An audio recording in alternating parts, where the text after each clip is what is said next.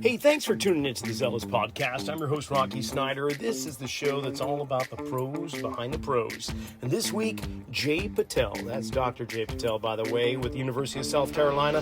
He is the Director of Performance Science, and we're going to have a conversation with him. Before we get underway, remember, my website, rockysnyder.com, has podcast archives dating back the last 5 years, 250 episodes or so, plus continuing education for athletic trainers, physical therapists, strength coaches, personal trainers, chiropractors, online and in person. Check it out at rockysnyder.com.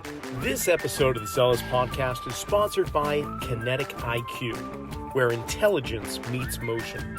Kinetic IQ brings a biomechanics lab into the palm of your hand, letting you measure movement anytime, anywhere, with just an iPad or an iPhone, and no wearables required.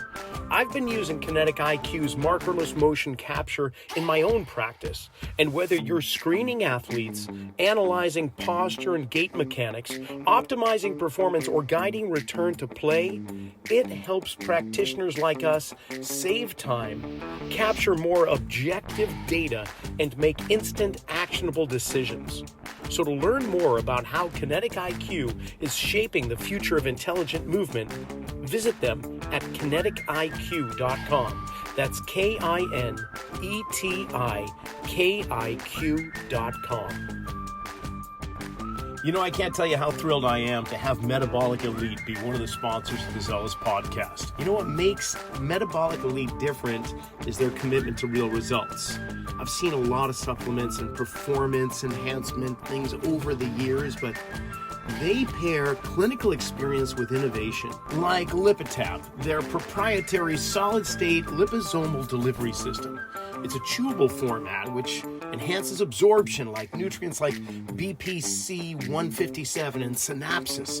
They're delivered more efficiently in the body, supporting recovery, focus, cognitive health. Their formulas go beyond the basics, solving performance health challenges at the system level. Every product is tested for quality, it's backed by research, it's trusted by athletes and clinicians alike. So learn more at metabolicelite.co. Be sure to follow us on Instagram at Rocky_Snyder. And tell a few friends about this podcast. Click subscribe, let them do the same. Enjoy the show. Jay, I've been waiting several months for our Ducks to get in a row here since we were hanging out at the NSCA conference in Kansas City this summer. I had to sit in on your lecture because it was just, it was just kind of like talking to me. You were talking about the foot and biomechanics and gait and exercise. And I'm like, I have got to hang out with this brother. So first of all, welcome to the Zelos Podcast. Thanks for chipping away some time and making this happen. Oh, thank you. Thank you for the opportunity. It's an honor to be on here. Man, so, okay, I got to start off with this question. You were raised in Mobile, Alabama, but you were born in Fiji. Now, of course, being a surfer, I'm thinking, what would it have been like if it was just the opposite? Like if you were born in Mobile and then you moved to Fiji, we'd probably not be having this conversation right now. Hopefully so, but yeah, there's no telling where the conversation would be if it was opposite.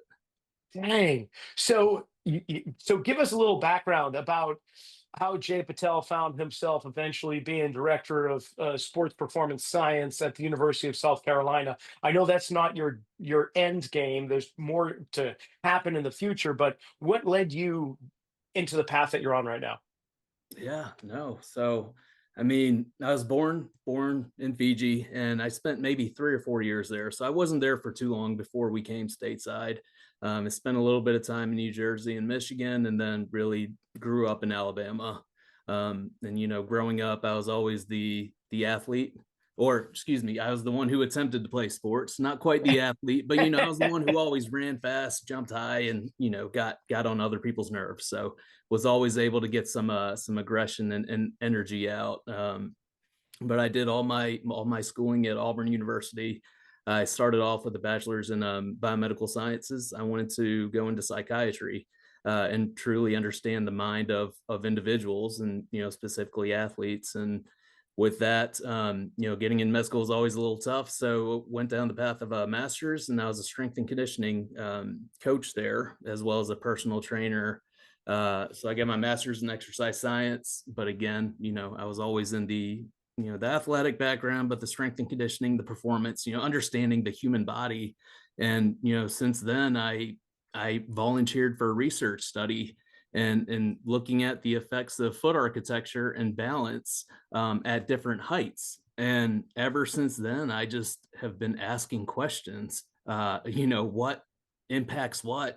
How does this have an effect on this? And ever since there, and then went down the dark route of pursuing my PhD. Ended up with a PhD in kinesiology with a concentration in sport biomechanics. And with that, my dissertation looked at the role of arm swing in human gait. It's always been long thought that arm swing is there for balance. But what we found was that through the thoracolumbar fascia line, or the fascial train through the posterior chain, we found that your right glute and your left lat co-contract together, and your right lat and your left glute. So we found that working on arm swing, driving your arms, can actually help you accelerate and get to that top speed, that max velocity, a little bit quicker. I love it. I love so I'm going to back up for a second. And you dove into psychology. Are your parents, do they have a background in it? What inspired you to go into understanding how the mind of an athlete works? So yes, my dad is a physician, and Ah, I don't know if you know too many Patels, but in our culture, in our family, it's if you're not a physician or a lawyer, you're a failure. So kind of wanted to go down the path of becoming a physician, but I mean, for me, it was, I always, you know there's always that piece of me that I don't like knowing that there's something out there that I cannot do if I put my mind to it. And the field of sports science, and this was 15, 20 years ago, so it's been a while, but this field of sports science was growing then. And with my background playing sports, but I also participated in MMA. I started off in taekwondo, but with mixed martial arts, one thing is you are stripped bare of any equipment, any technology. It is you and the cage and the guy across from you, may the best man win. And that was one piece there where it was always, mentally, you have to be 5 to 6 moves ahead of where your opponent is. And that part always fascinated me of how the brain really works with the body. Because again, you have a plan going into any situation, but as soon as you get punched in the mouth, that's when the plan deviates. But you have to be able to adjust and adapt over time. So that's really the piece that brought me into wanting to understand human movement, and really the science behind why do we do things the way we do. right on. Okay. So in my hunt for more information about yourself and some of the publications you've had, I actually ran into this other Dr. Jay Patel, MD, who is very much into hip replacements and prosthetics and so on. Any chance that's your dad? No, sir. No, there No. there are a lot Oh, of there are a lot of Patels out there, and there are a lot dude, of I would Jay have laid Patels out there money on too. it. No kidding. And he's in South Carolina of all places. I'm like, Yes. oh, wow. I Very mean, cool. Okay. yeah, within the healthcare system that I work in here, at one point in time, there were 4 Jay Patels here in Columbia, South Really? Carolina. Yep, That's crazy. Now, Patel, of course, that's Indian, is it not? Right. correct. So you're Fijian Indian kind of blend there. Hmm. Damn, that no wonder you're so damn handsome. Okay, so for those that are listening, yeah, go to the video and you'll see. I'd rather keep it audio so that my looks are not compared at all. Because damn, you're striking. Okay, so let's talk about gait a little bit. Let's just totally geek out for a little because we don't talk about arm swing very much. Usually it's like heel strike, toe down, stance phase, swing phase, and all that. But bringing in the upper body is essential. And when you start to look at everything that has to occur during the entire gait cycle, it can be obviously overwhelming. I mean, just tracking how the scapula must move in 3 planes of motion through the entire gait cycle, you get a better understanding and appreciation for what all the soft tissue has to go through to allow that motion to occur. But you bring up the fact that arm swing, originally thought to be stabilizing and counter rotation or deceleration and so on, but also now you're looking at propulsion. How did you like? How did your dissertation go about that? What were you actually looking for while you were bringing that up? We just wanted to see, what the arm swing actually did. And, one thing that we truly focused on, we focused on the acceleration phase, right? So if you're running a 100-meter sprint, you may not reach your max velocity until about 70 meters in. But there's so many research projects at that time, literature really focused on constant velocity movement. But in a team sport, how often are you at constant velocity? Right? No, Whether it's a max marathon runner, maybe. velocity, yeah, No. marathon, yeah, endurance athletes typically, but when it comes to different contact sports, you have more accelerations. And like you said, negative accelerations, moving, slowing down, changing direction, plant and twist, all of those different maneuvers. So your body is truly, the way I see it, in most athletic movement, is always speeding up or slowing down. Okay, with that, as you were exploring it, at the time you were learning like gait analysis, biomechanics, the the approach of how would I say like integrated force production, transference through the body was kind of understood, but I bet I have a sinking suspicion that the more you really delved into arm swing, the more it became evident that the hip, the foot and ankle, and the opposing arm is like, oh my gosh, they are so married. Now, the level of appreciation you had must have just hit the ceiling. Did it? It did. And it keeps going, and going back to our discussion previously, it all starts at the foot, right? When we talk about Newton's third law, action reaction, for every action there's an equal and opposite reaction. Any type of acceleration, any type of force we generate when we're walking, jogging, sprinting, accelerating, starts at the foot. So kind of going back to, I can't remember when I heard this from you. I know it was from you. It could have been 5, 6 years ago. I'm not too sure, but you described, an unbalanced individual just by putting a sugar packet underneath an unbalanced table. And that clicked with me. It resonated with me because, you adjust one piece there, you are activating different intrinsic muscles of your foot. You're activating different muscles of your lower extremity. The timing of the joint actions and the sequence of activations just has a huge role with kind of everything from the toe all the way up to the fingers. So how it's all related and the timing can just be thrown off so quickly, based off of, let's say you stub your toe and a week later you're trying to exercise and you feel something weird, but we adjust and we adapt and we move differently to avoid any type of pain or discomfort. So it can be something small as that affects the way we're moving. Truly. I mean, how can it not? It's all connected, right? So even something as innocuous as a little finger has a role to play ultimately. And and it's remarkable. The more you study it, the more you realize, wow, that could have precipitated this issue with the opposite shoulder or their lower back or that knee. There was cause and effect. And every time we lose uh, a resource somewhere in the body in regards to movement, we've Mm-hmm. got to make up for it in some capacity or other.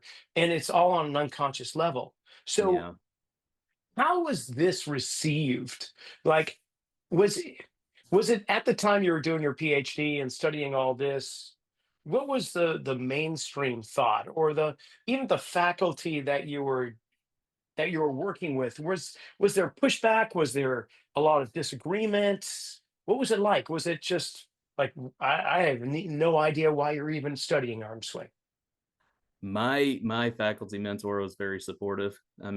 She's the one that gave me a chance to, looking back, it's couldn't say that I got in to grad school, but I would say I got into grad school on accident, just by chance as a random, let's give it a shot. Let's see how it goes. But yeah, my mentor, she was very supportive. And I remember, I mean, we would go out to, different sporting events while I was in grad school, but, after class, just going out to a basketball game or, a baseball camp just to watch the athletes move. And I mean, from there, there's always going to be some relationship with, like you said, I mean, it could be something as innocuous as your finger, but, there's always a relationship with how everything coincides and, syncs up together. But yeah, they were very supportive, very interested, and they kind of wanted to see the results too, right? Because again, it's something where most gait research is looking at a constant velocity, but like we were saying before, excluding a lot of endurance athletes, how often are you at a true constant velocity? Typically you're going to be speeding up, slowing down, depending on your competition or your opponent, anything like that, you're going to be adjusting the way you move. So, with that understanding, with your knowledge base, and with your position, give me the official title so I don't bastardize it. That's a tough question. So I'm the director of sports performance science. I'm a clinical assistant professor in the exercise science department. And then I'm the director of the motion analysis and performance lab with the healthcare system associated with the university. Oh man, we only have like 45 to 50 minutes to dive into all that stuff, but I'm going to do my best with it. So, okay, with this insight that you've gained over the years, how do you apply it to sports injuries, specifically the non-contact, like blunt force trauma? That's something entirely different, but things that have a tendency to appear to get irritated, inflamed, and then whether we're talking surgical intervention like Tommy John or rotator cuff stuff or ablation or whatever, how do you apply it to the non-contact injuries?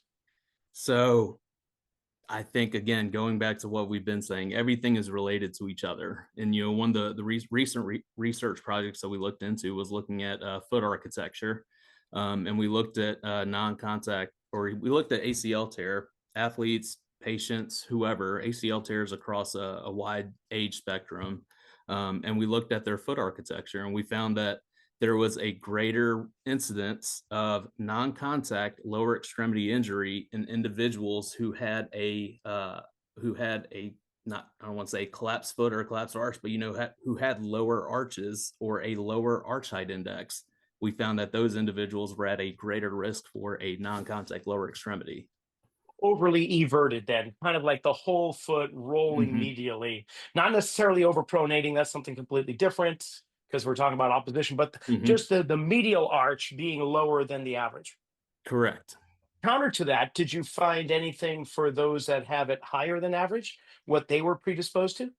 No, not yet, but that is a great question. That's something that we've started looking into, because again, this was just a by chance, look through a series of individuals who went through the surgery, the rehab, the post-op procedures, but we just wanted to see, hey, what's your foot architecture like? And the tough part with that is we can't truly say having, a lower medial longitudinal arch or a flatter medial longitudinal arch, puts you at that risk, but there's a relationship there.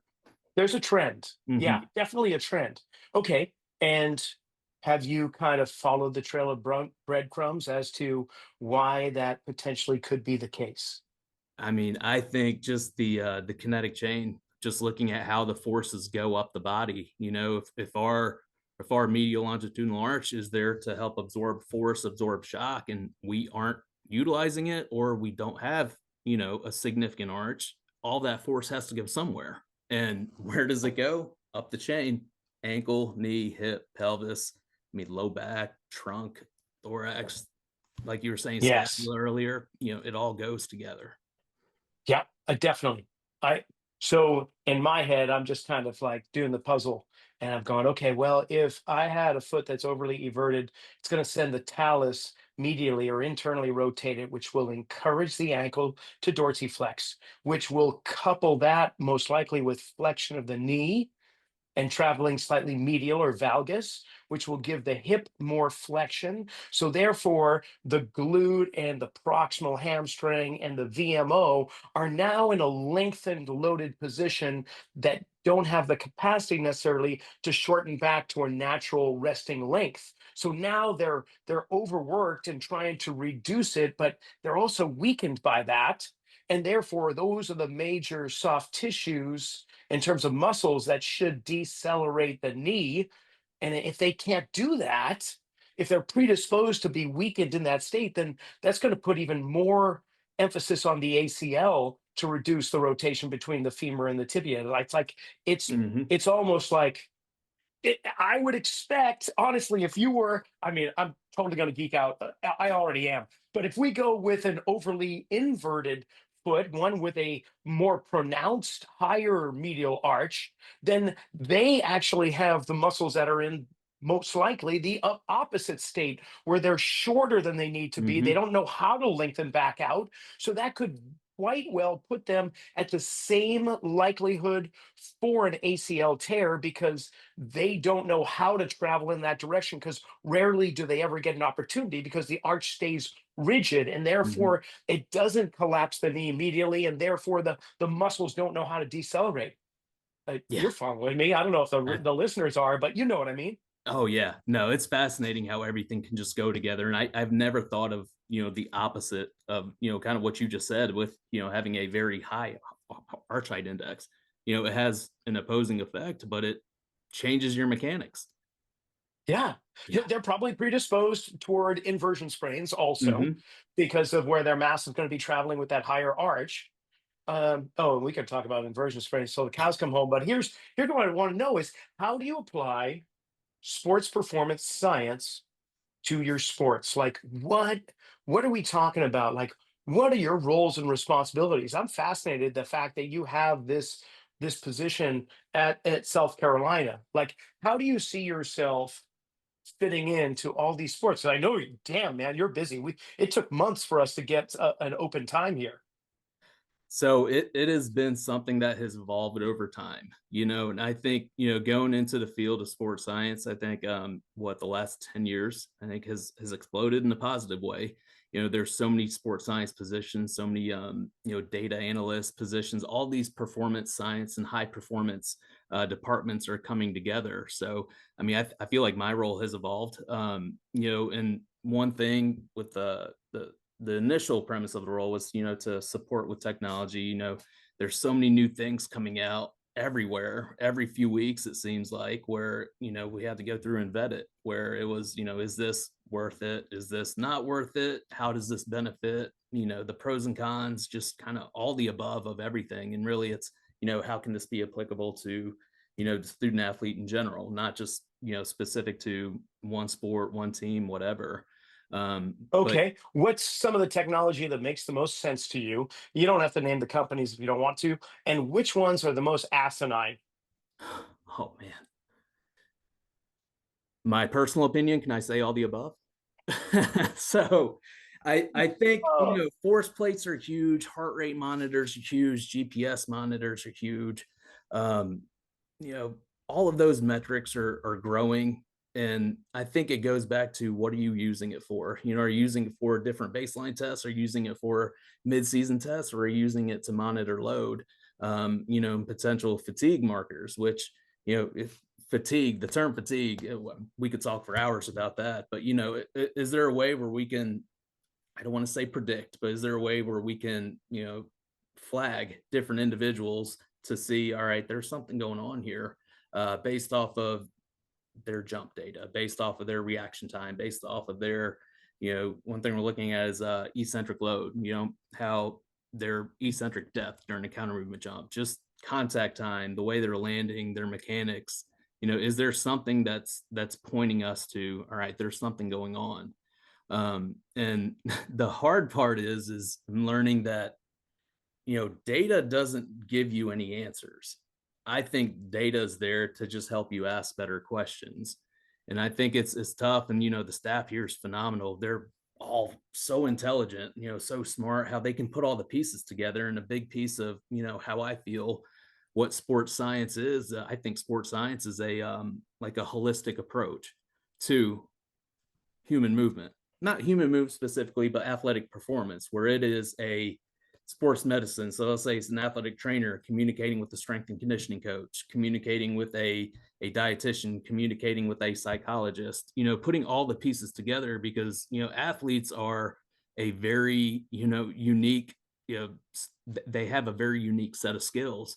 And, very rarely it's more than just one piece of the puzzle that has an impact on overall performance. So I think it's really the holistic approach of, talking to the coach, talking to strength coach, talking to athletic trainer, bringing all those silos together, because it's easy to get stuck in your own skill set. We have more faith, just like the Bruce Lee quote, we have more faith in what we imitate than what we originate. And we look at what's worked for other individuals and we try to base it off of that. But really, it's understanding the individual as a whole when it comes to, again, their physical attributes, their emotional, their mental, all of those pieces play a role in how they perform. Oh, sure. So, it, to simplify matters, if I could, in some ways, you're a dispatcher. That you're going to take into account this athlete that's competing at this level, at this sport. Here are the things that they need at this moment in time. But then again, you've got other people that are helping to assess things. It's almost like, not that you're an overseer, especially in the South, that's probably not the best term for it, but you know what I'm saying. It's like you're on the hillside looking at the bigger picture, but you also have a telescope in your hand where you can at any moment in time just kind of home in on some of the more fine details, but you really are the one looking at the bigger picture at the same time. That's the goal. Yes, sir. That's the goal. And that's, like I said, it's something that's evolved over time. Probably my short attention span does not help that, but I always want to try to find the answer to whatever question there is. Okay, and out of all the sports, I think before we hit the record button, you listed about over a dozen sports that just in the fall itself, that close to 15 sports or so, and you mentioned swimming. I, I'm thinking that's probably one of the most challenging sports just because of your background in biomechanics and how it's more land-based. But what sports, if you could, if we're sitting down and you were to do self-assessment of your strengths, weaknesses, what what sports would you say are you learning the most from? You know? That's a good question.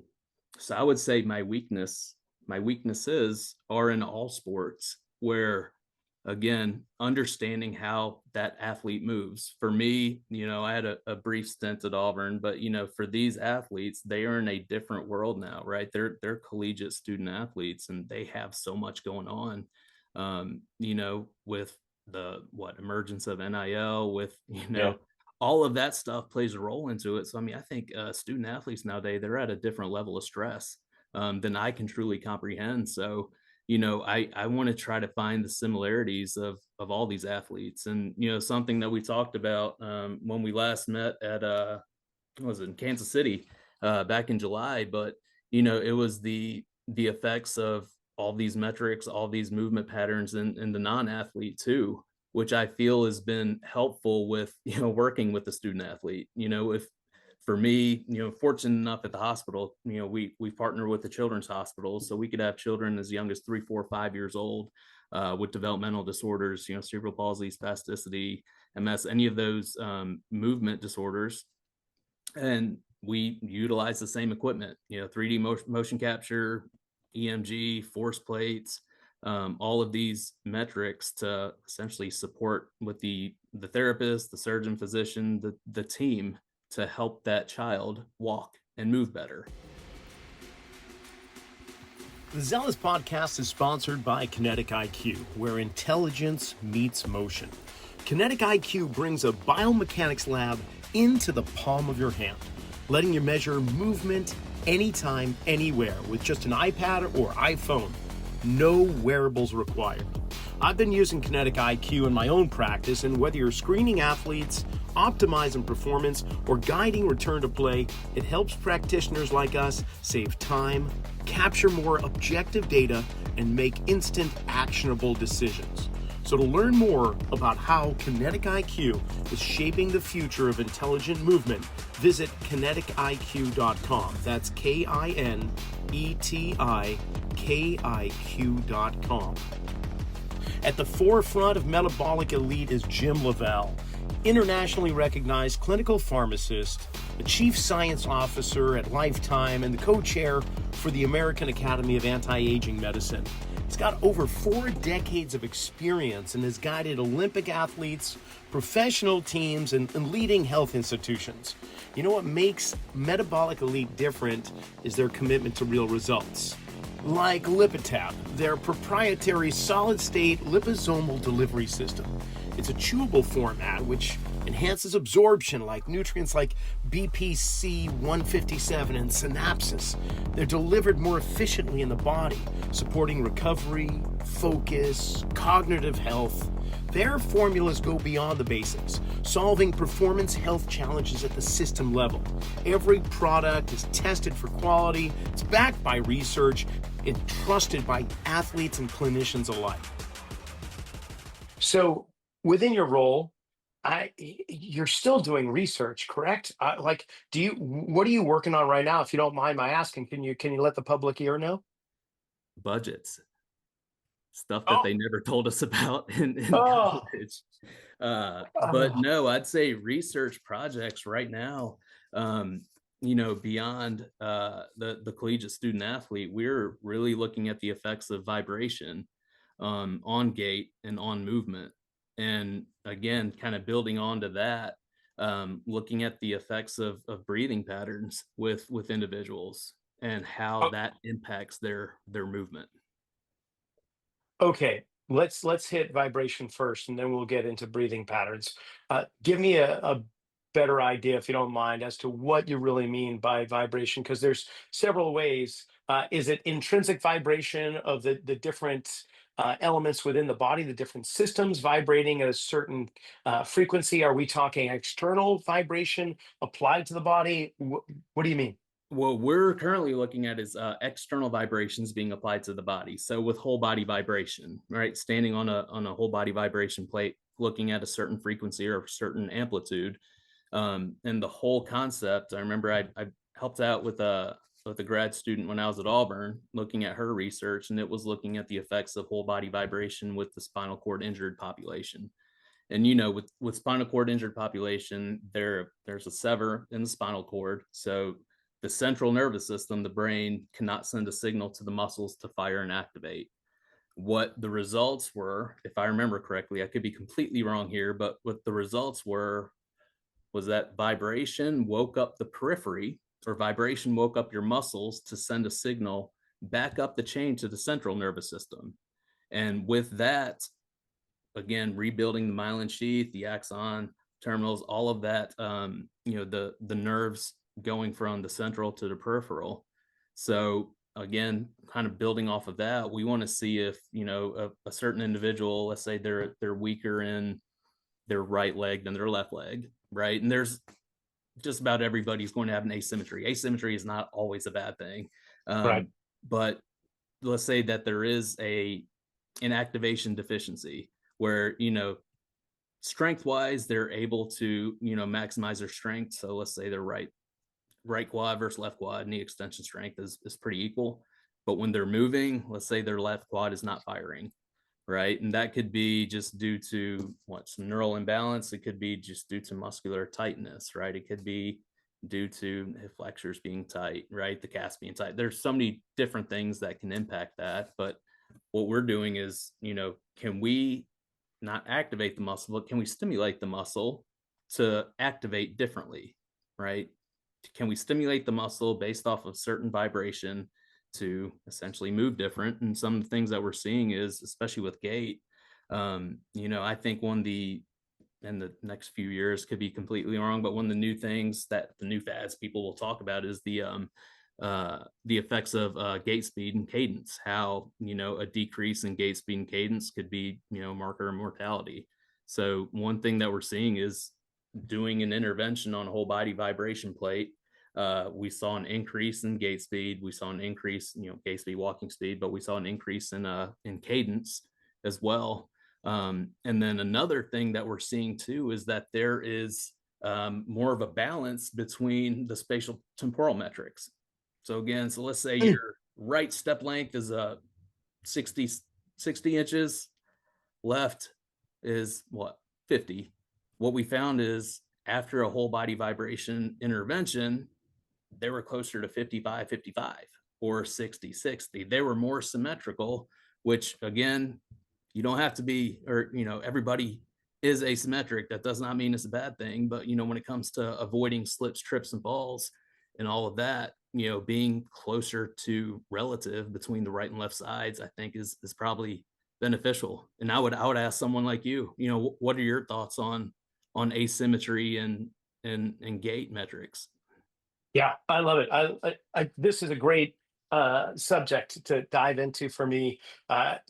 Granted, we're all asymmetrical. One heart, a lung that's two lobe compared to three, one spleen, one stomach, all different placements, and that's just the organ structure. How our bones develop is not symmetrical either, and our growth plates will be active at different stages throughout our early years. So, but the closer we can get toward a more centrated body, the more we can minimize asymmetries from a biomechanics standpoint, like the happier things are in general, the better our structural alignment is for joint spacing, for neural activation, for the joint capsules where the proprioceptors and mechanoreceptors are. I think that's spot on. In fact, we do whole body vibration here in my studio, and I especially love it for people that have peripheral neuropathy.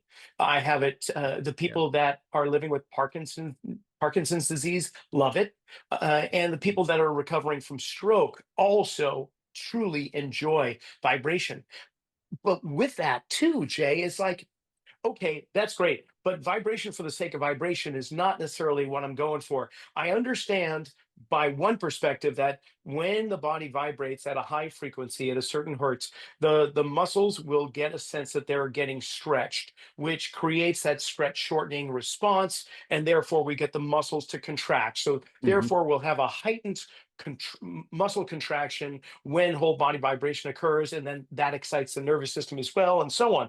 But then I'm following some people that are doing WBV, and they're saying there's a specific hertz. Like it's fine that you have all these different types, but based on the nervous system itself and how it operates and the frequency that nerves are operating on, and I got to look back at the number.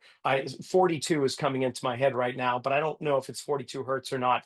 i'm I'm just excited that you're doing research on whole body vibration because I've been looking into it myself, and I'm coming up with very few reports or articles, peer-reviewed articles that are showing anything other than maybe it's got a little to offer, not really sure, inconclusive. Most of the stuff is coming back so inconclusive, but I think it's just because we're not asking the right questions. So, but Yeah. I like what you're talking about, the fact that it balances out stride length, it balances out cadence to some degree, because, and I do believe that we will find in the not near future longevity factors or morbidity in terms of looking at stride length and cadence, or just looking at just stride length itself. I mean, that in itself shows me a Mhm. good deal. Um, yeah, that's great. So how many people are working on these projects with whole body vibration? Do you have a whole team, or is this just you on your side? We have a small team, so just a few of Yes. us, and then we have graduate students and additional faculty coming in every now and then to partner with us. And one of the fortunate things, the lab is housed in a rehab facility, so we are able to get a PT and ask a physical therapist input. What are your thoughts on this? Because again, we're nerds in the lab, right? We're focused on the physics of the body. We don't know everything, so being able to bring in all these other professionals in this field to provide their input I think is the key to it, because again, we look at one thing, but they're going to look at it from another perspective, and, bringing all those pieces together, that's where we're going to start getting some better answers. And in regards to hertz, is that a controlled variable for you? Are you playing around with it? And like, okay, we're going to go with 30 for this population, 40 for this one, 60 for that, or and then duration. Like, are we just doing 30 seconds? Or you're doing a minute? I mean, what are we talking? So currently, we're held up on, I believe it's about 28, but in the range of about 25 to 30, and that's something that we've seen in literature. And we're looking at different sets and rep schemes. There's some peer-reviewed projects out there that have seen positive effects off of one set of 30 seconds or one set of 60 seconds, but we want to try to tinker with that, like you've been saying, see what reps, see what sets, what has the maximal performance. And that's the tough part, just because there's so many different options. But yeah, the range that we've kind of been narrowed in on is that 25 to 30 hertz, and then looking at 4 to 5 sets of 30, 40, 30, 45, 60 seconds, around that range of time. And Because this is again, a bilateral stance that's somewhat static. Is it a unilateral stance? Is it a stepping or squatting action? Like, how are they just standing on it? all the above. Yes, just standing Oh, on it. Yeah, just standing on it. Then we have them stand on it with their hands attached to the plate, because again, connecting the upper body to the lower body, all of those pieces coming in. We have them doing unilateral work. We have them doing, with all of these, we have them barefoot. But, with the unilateral work, we could have them on an AirX pad.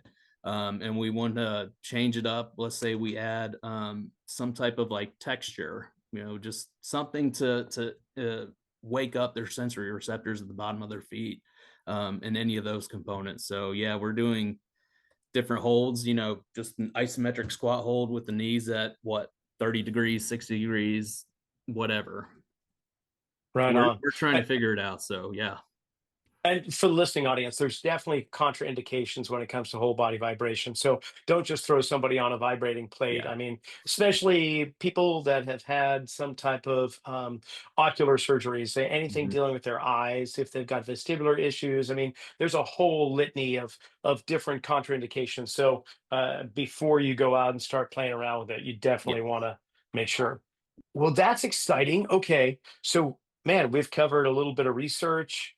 We've covered some of the sports. What are the sports that you really are jazzed on? That you're really like, I really not that it doesn't diminish the other sports, but just your own personal preference. Are there some that you're really intrigued by or that you just have an affinity toward?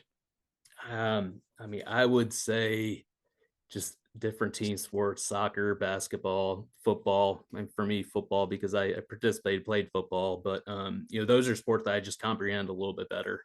And again, I like seeing how the body reacts in a stressful environment. Right? I mean, we can look at movement patterns in the lab all day, right? But when we put them inside, or we put them in an environment where their brain does not know what's going on, they have attackers in front of them with the ball, without the ball, or they're defending any type of formations. There's so many different components when it comes into play. So I like seeing how the body adapts, in different stressful situations. Yeah, I mean, football, you've just got, like you say, so many different positions, and Mhm. therefore, so okay, so if I could, like, I'm gonna try and guess what your position was playing football, and I've narrowed it down into four positions: either quarterback, cornerback, wide receiver, or safety. Am I? Were you one of them? Those first two, yes Oh, sir. quarter, quarter, Quarter and and a corner. corner. Hmm. Okay, Quarter and a corner, and nice. then I also kicked and punted for a little bit, just because Ah, I got bored. well, right on. How is that? That like working with the kicker, with the punter or the kicker, the specialty teams. Do you have kind of like I guess I'll use the word affinity again. Do you have like a bias toward those guys or? Yeah, and I have not been doing too much with the football program here recently, just because my position has evolved and changed over time. But just looking back and just the general consensus of, with kickers, I hear it all the time. I mean, I heard my cousin say it this past weekend. It's like, you have one job, right? Come in and kick. But there's so much that comes into it, right? You have that square centimeter on your foot that you have to hit when you're kicking a ball, right? If you want to hit, exactly what your goal is. So add in 60, 80,000 fans yelling at you, add in the high pressure situations. And, that's when the brain starts freaking out, starts using different parts of the system to activate and initiate movement. Right. So that's one thing we're starting to look at now is, when we're stressed, when we're put in a stressful situation, our respiration or our breathing changes, right? Respiration can be that chemical process, and then breathing psychological. When we're stressed, we start breathing differently. You know this better than anybody out there, the effects of posture with movement, right? When we are stressed, we start shrugging our shoulders up. We start using different muscles of our neck, our upper traps, our scaling muscles to help us breathe. And I mean, if we extrapolate the average breath, so I mean, let's say the average person takes about 15 breaths a minute. We do that. We do the math: 1,000 an hour, 24,000 a day. I mean, imagine doing 1,000 crunches every hour. And that's why certain muscles on certain individuals get tight over time. And, if we're moving like this, or if we're moving with shortened breaths, we're going to be using a different, or tapping into a different part of our brain to activate our movement patterns. Yeah, yeah. So as I understand it, that the shoulders elevating, depressing up and down, very common for asthmatics, but that's your sympathetic state. Like it triggers the sympathetic state and stress. And then Mm-hmm. when you're breathing in and out through the chest, okay, you're somewhere in between sympathetic and, I won't say like in the zone necessarily, but breathing into your belly is where you're going to drop down and much more into the parasympathetic. Think of meditation and all that. Yep. So, yeah, that's Yeah. really cool to look at. So, how do you incorporate breath work into the sports? We're still trying to figure that out. One thing, Mm, like you said, the diaphragm, when we're using our stomach, the diaphragm works as a hydraulic system, right? It pulls our ribcage down, pushes it back up. And the thing with the diaphragm is it's innervated by the phrenic nerve, but sits right on the vagus nerve. And the vagus nerve is the one that really helps us, just calm down. And like you said, if we're not using it, we lose it, right? We lose the ability to activate that over time. So really, it's one, getting them to feel how they're breathing currently, and two, it's a process of getting them used to using their diaphragm again, because again, it's not going to change overnight. It's going to be something that happens 2, 3, 4 weeks to really hit the autonomic nervous system to start changing our patterns.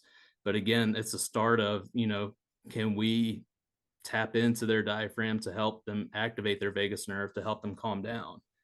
And one thing that I want to start looking into, is going to be tough. It's my personal opinion, so I can't relate to any of my employers, but I want to see the effects of being in a stressful environment, and tapping into different parts of the brain and how that affects our movement. Right. So when we're in a calm state, we use our prefrontal cortex to think and respond and react. When we're stressed, we have our short breaths, short, shallow breaths, heart rate goes up, respiration goes up, body temp goes up. We start using our amygdala, and our amygdala does not rely on our brain is there to protect us, right? It uses all of our priors, right? It takes our priors in consideration. Everything is experiential. If you've never experienced it, you don't know how to react to it, right? So when you start using your amygdala, that's when you're in a situation of, oh, I don't know what's going on. You start using different parts of your brain, you start activating your muscles differently, and who knows what happens after that. okay, so along that line, and I think you'll totally geek out with this. We've been focusing so much on active breathing and respiration. Well, my 18-year-old kid, he's getting ready for his third full winter season of big wave surfing. And for the last, I would say, really for the last 18 months solid, he's been working on apnea training. He's been working on breath hold, and which is kind of, I would say it's the counterbalance between the breath work that everyone's been trying to focus on, like box breathing or any kind of cadence or hold like that. He's now up to 5 minutes in a comfortable environment. And of course, what do you have to do when you hold your breath? You've got to relax. You've got to fight the emotions, fight the amygdala kicking in, and maintain a pre-cortex kind of state of being. Hmm. And his apnea coach does this on land as well as in a swimming pool, and obviously it's fully supervised, very, and these are all lifeguards including my son, so these guys are very much safety oriented. But what we're finding is a higher concentration of focus and concentration, and I haven't done any blood testing, but I'm going to imagine that myoglobin and hemoglobin density is through the roof. And just there's other things that are poking to the surface that are just screaming to be looked at from a research perspective. So if Yeah. you've got some grad students that don't know what they want to do, then apnea training is something that I'm very interested in. And the only ones that are really out there right now are the free diving community, the competitive free Hmm. divers that are going down the big holes and all that. You don't have too much. Meanwhile, big wave surfing is recorded the highest sustained heart rate of any sport, which is Wow. 182 beats, 182.4 beats a minute, sustained over 2 to 3 hours. Wow. Like, so Wow. Yeah. consider that. So when you've got your competitive athletes on the pitch, the field, or the court, like having them maintain focus, I just wonder how apnea training can come into play as well. I don't Yeah. know. No, that makes perfect sense because one thing when we hold our breath, it's really the built up CO2, all the used up gas that sits in our lungs. If it Yes. sits in our lungs, when we have an increase in CO2, our cerebral spinal fluid, which is the receptor that senses that, notes that our blood becomes more acidic, our muscles don't fire as much, and then that's where again those firing patterns don't come into play. That's when your kidneys go in there to release sodium bicarb, and when runners get their second wind, that's really what's going on there. But if you are in a stress state nonstop, and again, physically, emotionally, cognitively, mentally, all those stresses, you don't have to appear stressed, but if you're stressed internally, all of that's going to have an impact, and that affects our blood, affects the way our muscles activate, and affects how our muscles activate over a long period of time. Yeah, I was It's having a yeah, it's wild. conversation not too long ago, and the person I was talking with was equating like apnea training, the physiological adaptation that occurs with holding one's breath for progressive amounts of time, with uh, blood flow restriction training, where you're not doing heavy loads, but the brain, the nervous system is adapting because of the stimulation that the body is going through. So now you've got such great potential positive outcomes Hmm. without putting excessive loads on the body. Yeah, So I don't know, man. It's just like yeah. you're in the world of academics, you're in the research hub. I mean, I could throw ideas and you could throw them right in the trash, but I think it's pretty fascinating when you start looking at these things. Like what the body is capable of. It's the greatest riddle of all. It's the best It puzzle to try and solve. it really is. And another piece of my role, I serve as a human performance subject matter expert with government. So, the new wave of Oh, war fighters looks at the digital war fighter and drone fighters and drone operators because oh, that's the dude. direction that everything's headed. And oh man, that's another discussion. But yeah, your mind's got to be sharp to move. Well, that's, yeah, like I say, we could come back and do another talk on that. I Yeah. was having a talk with somebody that was a strength conditioning coordinator for US Space Force. And I Hmm. was thinking, like, oh, we're talking about astronauts, jet pilots. And he's like, no, no, we're talking about drone operators sitting at a Yeah. desk, eating really poor choices, not getting exercise. Their stress levels are huge. Their cholesterol levels are high. They have high blood pressure, they're borderline diabetic and so on. So when you're talking those people, man, that's a completely different environment you're dealing with, isn't it? Yeah. Completely different environment, but at the end of the day, they're still human. right? The Right. brain's there, mind body connection. The muscles don't activate without the brain telling it what to do. Crazy. Oh my God. Wow. So I would usually ask, hey, what's next? But dude, you got so much going on right now. I'm afraid to ask. You like, oh my gosh. When do you take a break? When do you have a vacation? When do you come up for air? That is a great question. I'm still trying to figure that out. Wait, are you married with kids and all that? Married, no kids. I have a dog. He just turned Okay, well, 14. So, and analyzing his gait has been a wild experience too. that's great. One of our sponsors for the podcast here, Kinetic IQ, I'm loving their stuff and talk about analyzing movements, markerless motion capture. I have found Oh that to yeah. be fantastic of trying to, oh, well, not just analyzing movement or exercise, but actually seeing how the nervous system responds to an exercise, watching them move, give them an exercise, some stimulation, and then watch them move again. Are they Hmm. getting into a more balanced, centrated place, or is it driving them further away? The more you watch, I mean, Yeah. I'm preaching to the choir here, but you must see it all the time. You must see, like, literally, you watch somebody do something and then you watch them again. You're like, whoa, that's a sympathetic response. Something's not quite right. That's a threat state. They're going deeper into those imbalances. Hmm. Am I just blowing smoke or you see it too? No, no, it's there. And the toughest part, and I mean, I would love to hear your opinion on this, but the toughest part when we're analyzing an individual's biomechanics is asking them to walk like no one else is watching, asking them to walk as normal or as typical as possible. And that is the key where it's like, okay, we can watch an individual move, but they know we're watching them. So how valid, how accurate, how reproducible is that movement? So I mean, I would ask, like, what are some tools or some tricks that you found where, you know, when somebody knows that you're watching them, they're going to move different. I could be wrong, but I feel like they move differently. No. So, Yeah, there's like what that are some approval ways kind of thing. to balance Uh, that?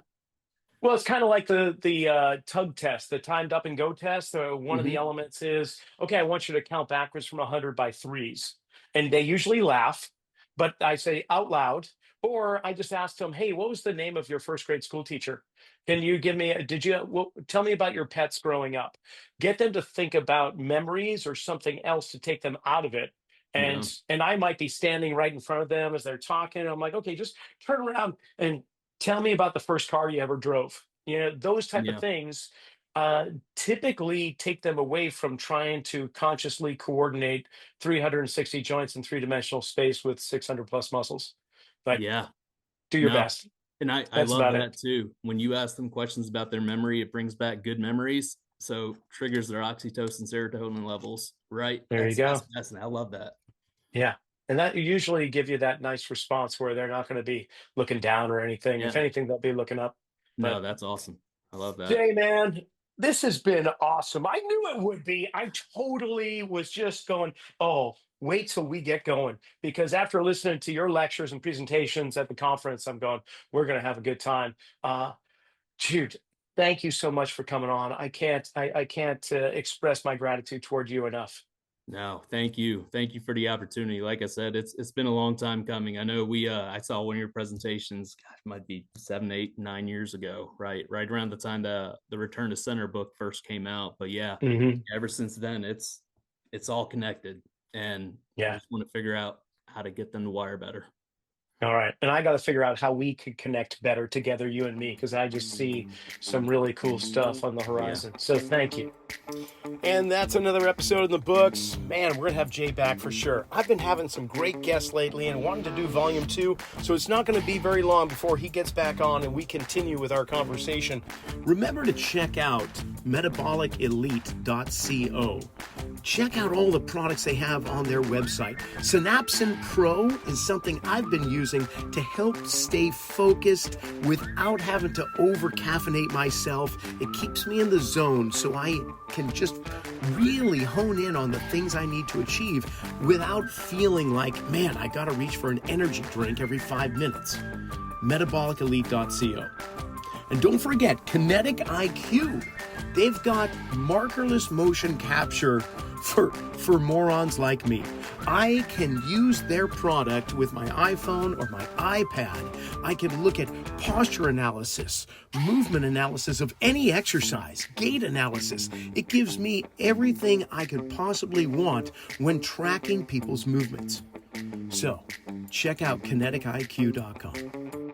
But in the meanwhile, remember, we've got some great sponsors, we got some great guests, we got great archives. Check them out. Check out my website, rockysnyder.com. Enjoy your week, and thanks for listening.